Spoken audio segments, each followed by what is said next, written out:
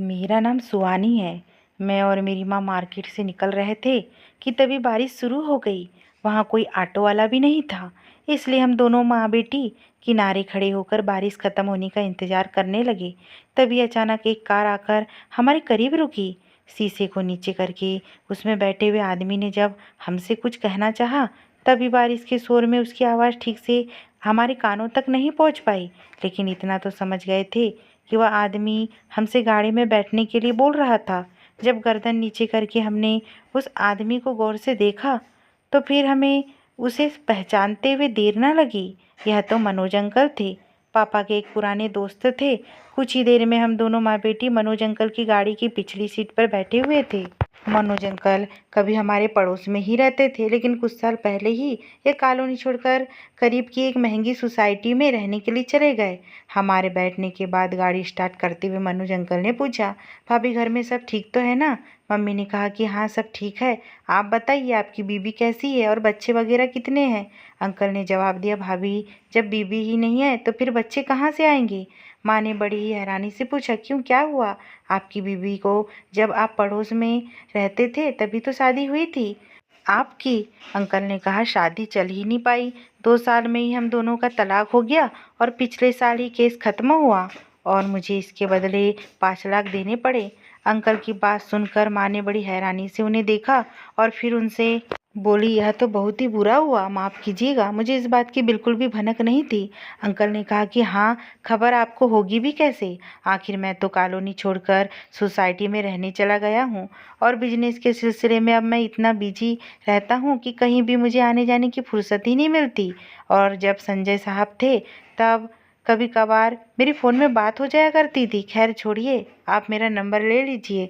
अगर कभी किसी चीज़ की आपको ज़रूरत हो तो बेझिझक मुझे फ़ोन कर लीजिएगा।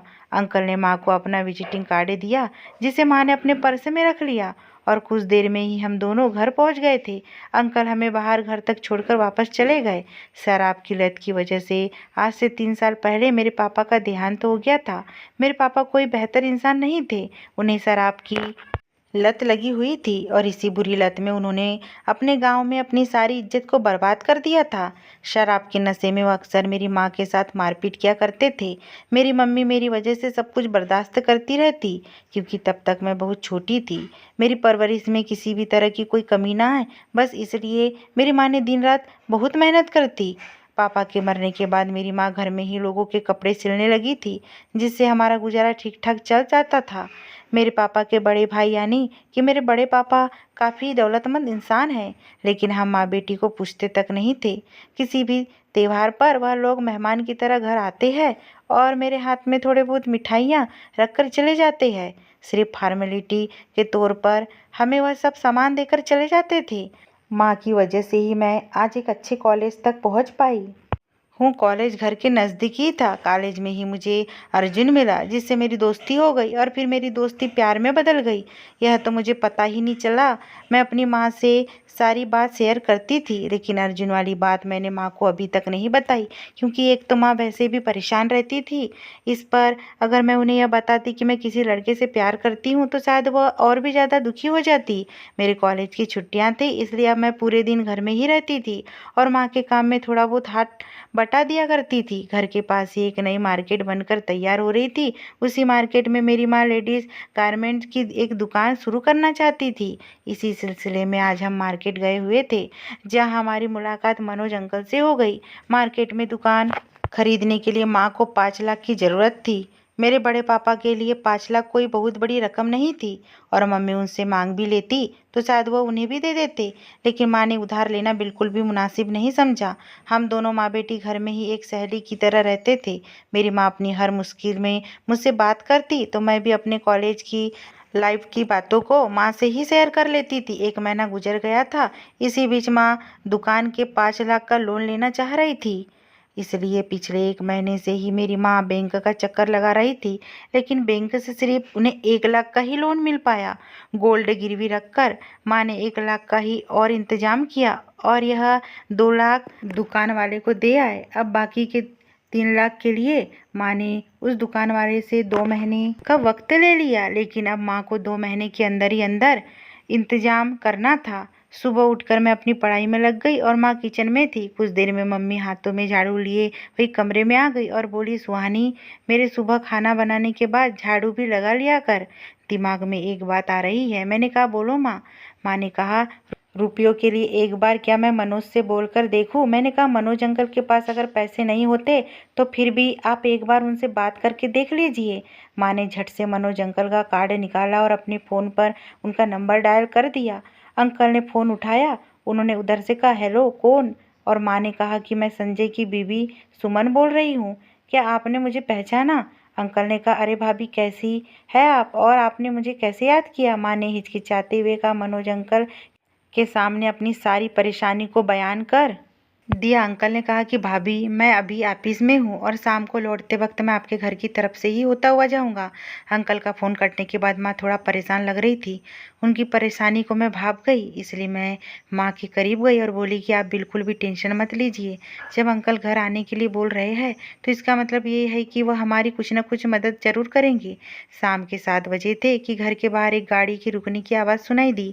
मुझसे पहले ही माँ दरवाजे तक पहुँच गई थी और उनके पीछे पीछे मैं भी चली गई। हम दोनों की यकीन था कि मनोज अंकल ही आए होंगे, लेकिन बाहर तो मेरे बड़े पापा और बड़ी मम्मी आए हुए थे। उनके साथ मेरी कज़न अनन्या भी थी। तीनों लोग घर में आए और फिर चाय नाश्ते के बाद बड़े पापा ने हमें बताया कि अनन्या अपनी पढ़ाई पूरी करने मलेशिया जा रही है। देर रात उसकी फ्लाइट है। बड़े पापा ने माँ से कहा, सुमन, मैंने सोचा था कि सुहानी को भी बाहर पढ़ने के लिए भेज दूँ, लेकिन इसके यहाँ पर ना रहते हुए तुम बिल्कुल अकेली हो जाऊंगी। बस यही सोचकर मैं पीछे हट गया। माँ ने कहा कि आपने बिल्कुल सही सोचा, सुहानी के बिना मैं बिल्कुल अकेली हो जाती। माँ की पूरी बात होते ही माँ के फ़ोन की घंटी बजने लगी। मनोज अंकल का ही फ़ोन था।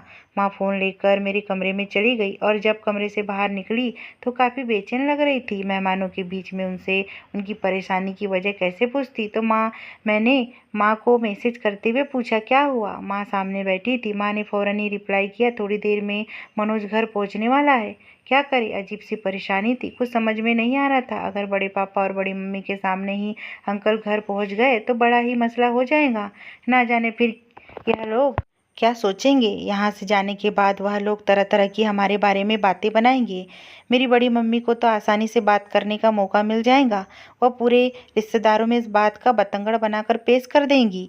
मैंने माँ को मैसेज किया कि आप बाहर जाकर अंकल को फ़ोन कर लीजिए और अपने साथ लेकर मार्केट में चली जाइए और वहीं पर उनसे जो भी बातें करनी है आप वो आराम से कर लीजिएगा। तब तक मैं इन लोगों को अकेले ही संभाल लूँगी। माँ ने वैसा ही किया। उन्होंने बड़े पापा को कहा कि मैं एक ज़रूरी काम से थोड़ी देर के लिए मार्केट से आ रही हूँ। माँ के अचानक चले जाने से मेरी बड़ी मम्मी को बिल्कुल भी अच्छा नहीं लगा, इसलिए माँ के जाने के कुछ देर बाद ही बड़े पापा और बड़ी मम्मी एयरपोर्ट के लिए रवाना हो गए। मैंने माँ को फ़ोन किया कि माँ, वो लोग चले गए हैं। मेरी बात सुनकर माँ ने गहरी सांस ली और कहा कि ठीक है, मैं अभी बस थोड़ी ही देर में घर आ रही हूँ। थोड़ी देर में अंकल की कार हमारे दरवाजे पर आकर रुकी। अंकल की गाड़ी में ड्राइविंग सीट के बगल में माँ बैठी थी। मेरी माँ काफ़ी खुश नज़र आ रही थी। मैंने अंकल को नमस्ते किया और फिर उन्हें घर में आने को कहा, लेकिन वह बहुत ही जल्दी में थे। फिर कभी आने का बोलकर वो वहाँ से चले गए। माँ खुशी के मारे फूले नहीं समा रही थी। अंदर आते ही माँ ने झट से दरवाज़ा बंद किया और मेरे हाथों में एक पैकेट पकड़ा दिया और बोली, खोल कर देख, पूरे 3 लाख है। मेरा मसला हल हो गया है। मैं मनोज के साथ जाकर कल सुबह ही दुकान की रजिस्ट्री करवा लूँगी। धीरे धीरे 6 महीने गुजर गए। माँ की मेहनत कामयाब हो गई थी। दुकान खूब अच्छी तरह से चलने लगी थी। 2 महीने के अंदर ही माँ ने बगल वाली दुकान लेकर अपने काम को और भी दुगनी रफ्तार दे दी। मैं भी पढ़ाई के साथ साथ माँ के बिजनेस में उनका साथ देने लगी थी। माँ मुझे अक्सर कहती थी कि तू अपनी लाइफ को एंजॉय कर, यह सब तो मैं अकेले ही संभाल लूँगी। लेकिन मेरी लाइफ में एंजॉय करने के लायक जो बात थी वो तो मैं माँ को बता ही नहीं सकती थी। इसलिए फ़िलहाल मैं तो माँ के साथ ही खुश थी। इतवार का दिन था। मार्केट बंद होने की वजह से माँ और मैंने शॉपिंग का प्लान बनाया। तभी माँ के फ़ोन पर मनोज अंकल का फ़ोन आ गया। माँ फ़ोन लेकर कमरे में चली गई और फिर उन्होंने अंदर से दरवाज़ा भी बंद कर लिया। मुझे लगा कि शायद अंकल अपने रुपयों के लिए माँ को फ़ोन कर रहे होंगे, लेकिन थोड़ी देर में जब माँ कमरे से बाहर निकली तो मैंने उनके चेहरे पर एक अजीब सी खुशी महसूस की। मैंने माँ से पूछा, क्या हुआ माँ?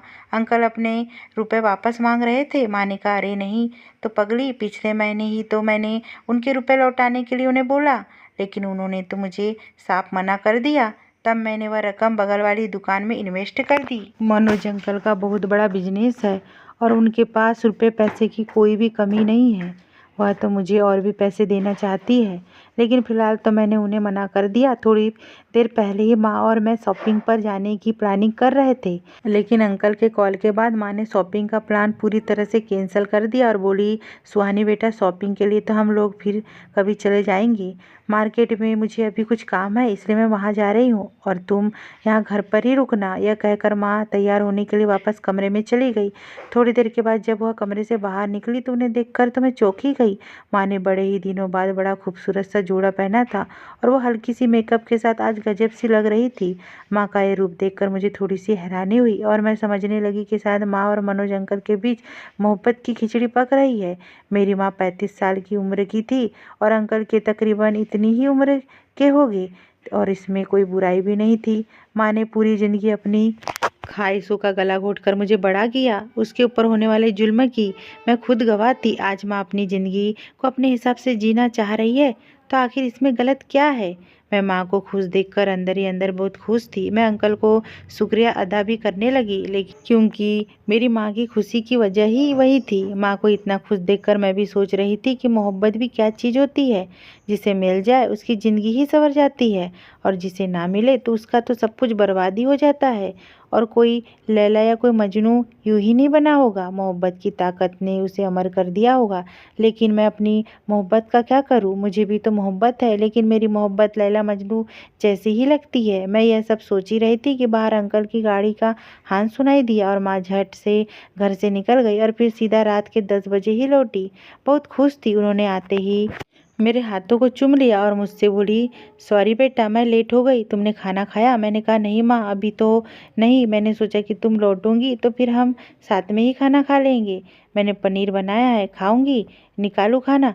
लेकिन माँ बोली कि मैं तो बाहर से खाकर आई हूँ, इसलिए मैं नहीं खाऊंगी, लेकिन तुम खा लो। मैं समझ गई थी कि माँ का डिनर तो हो चुका है। मैंने माँ को मोहब्बत में देखा तो मुझे लगा कि अपनी मोहब्बत की दास्तान भी मैं आज माँ को बता दूँ। मैंने माँ से कहा कि माँ, मैं तुम्हें कुछ बताना चाहती हूँ। माँ मेरे करीब आकर मेरे बगल में ही बैठ गई। अब बड़े ही प्यार से उन्होंने मेरे बालों को सहलाते हुए कहा, बोलो बेटा, क्या बात है? मैं बोली, माँ, मैं एक लड़के से प्यार करती हूँ और वह भी मुझसे बेइंतहा प्यार करता है। मैं अब तक आपसे यह बात छुपाती रही क्योंकि अब तक मेरे अलावा आपका कोई भी नहीं था। मैं जिंदगी में पहली बार आपको इतना खुश देख रही हूँ। मेरी बातों से माँ का खूबसूरत चेहरा और भी ज़्यादा खिल गया। फिर वह बोली कि अच्छा अच्छा, ज़्यादा मक्खन मुझे मत लगा, और ये बताओ कि लड़का करता क्या है? मैं बोली कि मैं जिस लड़के से प्यार करती हूँ उसका नाम अर्जुन है। वो अभी मास्टर्स की तैयारी कर रहा है और यही करीब में ही रहता है। मेरी बात सुनकर माँ ने कहा, सच्ची मोहब्बत कभी किसी भी दायरे की मोहताज नहीं होती, और इसमें ना कोई ऊंच होती है और ना ही कोई नीच। सच्ची मोहब्बत को कोई भी नहीं रोक सकता। यह बात तूने अब तक मुझे क्यों नहीं बताई? चल अभी क्या अभी मेरी बात करवा अर्जुन से। माँ के कहने पर मैंने फ़ौरन अर्जुन को फ़ोन लगा दिया। उसे बता दिया कि आज मैंने माँ को तुम्हारे और मेरे रिश्ते के बारे में सब कुछ बता दिया है, इसलिए माँ अब तुमसे बात करना चाहती है। थोड़ी ही देर के बाद मैंने माँ को फ़ोन पकड़ा दिया और फिर उसने कहा कि लो, आप अर्जुन से बात कर लो। माँ ने अर्जुन से बहुत लंबी चौड़ी बात की। माँ ने उससे उसके घर वालों से लेकर उसकी पढ़ाई और उसके फ्यूचर को लेकर भी सारे सवाल कर डाले। फ़ोन रखने के बाद माँ बहुत खुश थी। बोली कि सुहानी, मुझे तेरी पसंद पर नाज है बेटा। अर्जुन एक बहुत ही अच्छा इंसान है और देखना एक दिन वो बहुत बड़ा जज बनेगा। मेरे दिल पर जो बोझ था उतर गया था। अब मैं भी माँ की तरह ख्वाबों की हसीन दुनिया में उम्मीदों के पंख लगाकर उड़ने लगी थी। अपने काम से फ्री हो लेने के बाद ज़्यादातर वक्त माँ के साथ ही गुजारती थी। माँ घर में रहती तो भी मनोज अंकल के ख्यालों में ही डूबी डूबी सी रहती। हर वक्त मुझसे अंकल की ही बातें करती रहती और वक्त मिलते ही अंकल से फ़ोन पर लग जाती थी। जल्दी माँ ने गाड़ी भी ले ली। मैं हैरान थी कि माँ ने इतनी जल्दी ड्राइविंग आखिर कैसे सीख ली। माँ ने मुझे ड्राइविंग सिखा दिया। अब तो हम दोनों माँ बेटी अपनी गाड़ी से ही शॉपिंग करने जाते हैं और अपनी शॉप पर भी जाते हैं, और कभी कभी दिल करता तो कार को लेकर कहीं पे भी निकल जाते हैं और दो सहेलियों की तरह हम खूब मस्ती करते। सुबह के 8 बजे तक माँ अपनी कार से शॉप पर जाने के लिए मार्केट निकल जाती। अक्सर मैं आराम से ही पहुँचती या कभी कभी नहीं भी पहुँचती। मेरे ना जाने पर भी माँ सब कुछ अच्छे से हैंडल कर लेती। कहती है, इसके छुपाए नहीं छुपते। मेरे बड़े पापा इसी सोसाइटी में रहते थे जिसमें मनोज अंकल का घर था। माँ और अंकल के बीच पक रहे मोहब्बत के पुलाव का रंग मेरी बड़ी मम्मी तक पहुंच चुकी थी। सुबह जब मैं बाथरूम में थी कि तभी माँ की आवाज़ आई, सुहानी बेटा मैं शॉप के लिए निकल रही हूँ, तुम्हारा दिल करे तो तुम आराम से दुकान पर पहुँच जाना।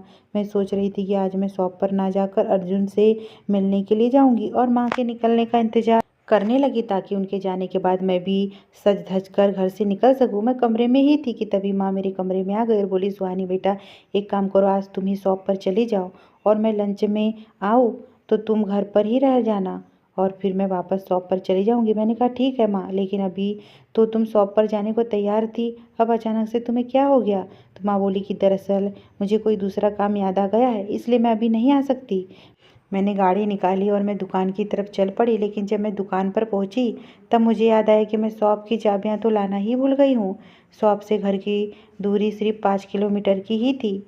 मैंने फिर से गाड़ी स्टार्ट की और घर के लिए निकल पड़ी। घर पहुंची तो देखा कि घर के बाहर मनोज अंकल की गाड़ी खड़ी हुई है। मैं माँ के इस जरूरी काम को अच्छी तरह से समझ गई थी। मैंने उन लोगों को डिस्टर्ब करना बिल्कुल भी ठीक नहीं समझा, लेकिन शॉप की चाबियां लेना भी बहुत ज़रूरी था। मैं घर के बाहर से ही माँ को फ़ोन करने लगी और फिर मैंने उससे कहा कि मैं चाबी घर पर ही भूल आई हूँ। मेरी पूरी बात सुने बिना ही माँ ने मुझे कहा कि बेटा तुम अभी घर पर मत आना, मैं ज़रूरी काम से बाहर आई हूँ।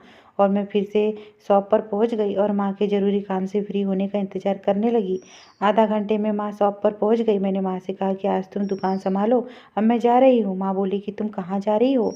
मैंने कहा कि मुझे भी बहुत ज़रूरी काम है और फिर मैं पहुँच गई। से शाम को जब मैं घर पहुँची तो फ्रेश होकर रात के खाने की तैयारी में जुट गई कि तभी दरवाजे की घंटी बजी।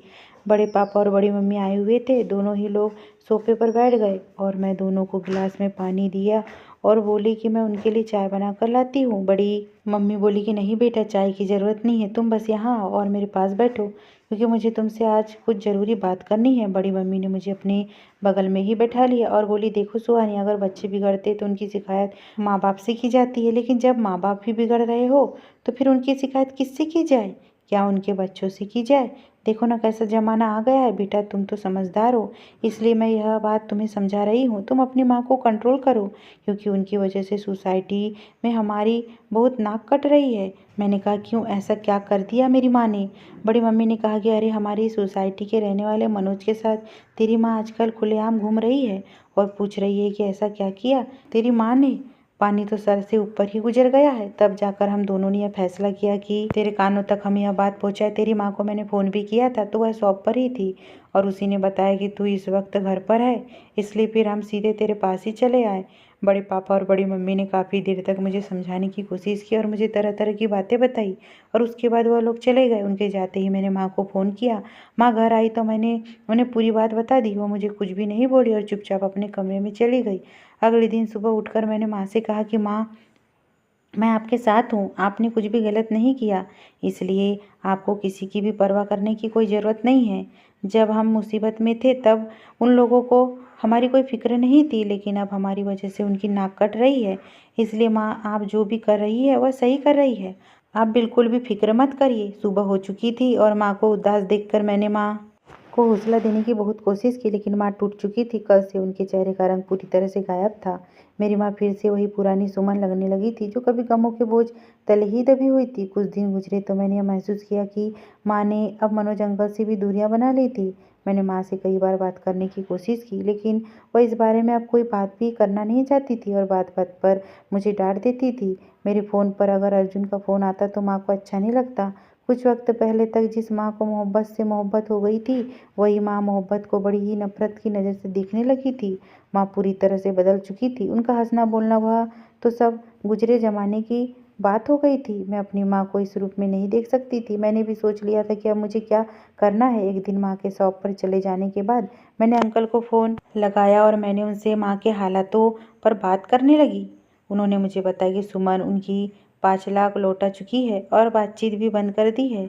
अब उनका बिल्कुल भी फ़ोन नहीं उठाती है और ना ही कभी फ़ोन करती है। अंकल की बातें सुनकर मुझे गहरा दुख हुआ। मैंने उनसे सीधा सवाल किया कि अंकल, क्या आप सच सच एक बात मुझे बताएंगे कि क्या आप मेरी माँ से प्यार करते हैं? अंकल खामोश हो गए। मैंने फिर से पूछा, आप क्या चाहते हैं? अंकल से मैंने फिर से पूछा, आप क्या चाहते हैं? अंकल, क्या आप मेरी माँ से शादी करने की हिम्मत रखते हैं?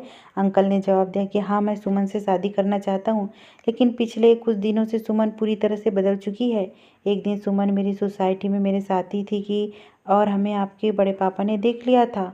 उन्होंने फिर पूरी सोसाइटी में इस बात का बतंगड़ बनाकर पेश किया। तभी से सुमन ने मुझसे बात करनी बंद कर दी है। अब तो वो मेरा फ़ोन भी नहीं उठाती और ना ही मुझसे मिलने आती है। अब तुम ही बताओ कि इसमें आखिर मेरी क्या गलती है, मैं क्या करूँ? मैंने कहा कि ठीक है, कल संडे है, क्या आप कल सुबह मेरे घर आ सकते हैं? अंकल ने सुबह घर आने का वादा करके फ़ोन काट दिया। रात को माँ घर आई तो मैंने माँ को कुछ भी नहीं बताया। सुबह हुई तो मैं जल्दी ही उठ गई। आज संडे का दिन था, इसलिए मैंने माँ को भी नहीं जगाया। सुबह का 8 बजते ही अंकल घर पर पहुँच गए। उनकी आवाज़ सुनकर माँ भी अपने कमरे से बाहर आ गई और उन्होंने अंकल की तरफ बड़ी और हैरानी भरी नज़रों से देखा और उनसे बोली कि तुम यहाँ क्या लेने आए हो? अंकल कुछ कहते ही तभी मैं बोल पड़ी। मैंने माँ से कहा कि अंकल को मैंने बुलाया, घर पर मैंने बुलाया है। मेरी ये बात सुनकर माँ को बहुत गुस्सा आ गया और वो मुझसे बोली कि तुमने मुझसे बिना पूछे किसी को घर में बुलाने की हिम्मत कैसे की? मैंने माँ से कहा कि माँ, मनोज अंकल तुमसे बहुत मोहब्बत करते हैं और मैं अच्छे से जानती हूँ कि तुम भी उनसे बहुत मोहब्बत करती हो, लेकिन तुम समाज के डर की वजह से इस बात को मानने से इनकार कर रही हो। याद करो, जब हम लोग मुसीबत में थे तब यही लोग हमें पूछते भी नहीं थे, तब अंकल ने हमारी मदद की थी। आज तुम रिश्तेदारों के चक्कर में अंकल की मोहब्बत को ऐसे कैसे ठुकरा सकती हो? माँ, अगर आपको ज़िंदगी में अकेले ही रहना है तो ठीक है, रहो। आप अकेले मैं भी यहाँ से चली जाती हूँ। इतना कहकर मैं ज़ोर ज़ोर से रोने लगी। मुझे रोता हुआ देखकर मेरी माँ का दिल पिघल गया। माँ बोली, देख सुहानी, मेरे लिए तू ही सब कुछ है, मैं सब कुछ सह लूँगी, लेकिन अगर कोई मेरी वजह से तुझे गालियाँ दे, यह मैं बिल्कुल भी बर्दाश्त नहीं कर सकती। उस दिन तेरे बड़े पापा और उनकी बीवी दोनों ही मेरे शॉप पर आए थे और सबके सामने उन्होंने मुझे बहुत जलील किया था। मैं भी क्या करती? तू अब बड़ी हो चुकी है और तेरी भी शादी की उम्र है। ऐसे में मैं अपनी शादी के बारे में सोचूं तो फिर लोग क्या कहेंगे? इसलिए मैंने मनोज से दूरियां बना ली। मुझे मालूम था कि मेरी माँ मुझसे बेहद प्यार करती है और अंकल से भी बेइंतहा प्यार करती है। मेरे रो देने से थोड़ी देर में ही घर का पूरा माहौल ठीक होने लगा था। माँ चाय बनाकर लाई। माँ के बदलते हुए मूड को मैंने देखा तो मैंने उनसे कहा कि माँ, लोगों की परवाह करना छोड़ दो और मनोज अंकल का हाथ थाम लो। मेरी माँ सुनकर शर्मा गई। तभी अंकल ने मेरी माँ के हाथों को अपने हाथों में लिया और उन्हें उम्मीद की नज़र से देखने लगे। मैंने माँ से कहा कि माँ, जमाने की फिक्र छोड़ दो। मुझे पता था कि तुम इनसे प्यार करती हो और इसलिए मैंने तुम दोनों लोगों से बिना पूछे ही कोर्ट मैरिज में अर्जी लगा दी है और आज से ठीक 20 दिन के बाद आप दोनों की कोर्ट मैरिज की डेट मिली है। मेरे मुंह से यह बात सुनकर माँ और अंकल दोनों के ही होश उड़ गए और कुछ कहते ही इससे पहले मैंने कोर्ट के पेपर से भी दोनों के सामने लाकर रख दिए। माँ हैरान होते बोली, तूने यह सब कैसे कर लिया? मैं तो सोचती थी कि मेरी बेटी अभी बच्ची है, लेकिन तू तो मेरी भी माँ निकली। मैंने कहा कि आप दोनों अब अपनी शादी की तैयारियां शुरू कीजिए।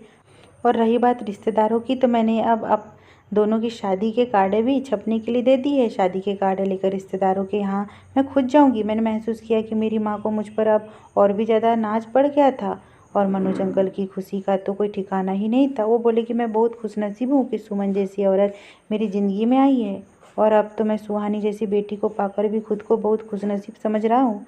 सच में तुम हीरा हो बेटी। माँ और अंकल अब फिर से पहले जैसे एक दूसरे से बातें करने लगे। दोनों को इतना खुश देखकर मुझे भी ज़रूरी काम याद आ गया। मैं गाड़ी की चाबी उठाकर बाहर निकल गई और बोली कि माँ, मैं ज़रूरी काम से बाहर जा रही हूँ।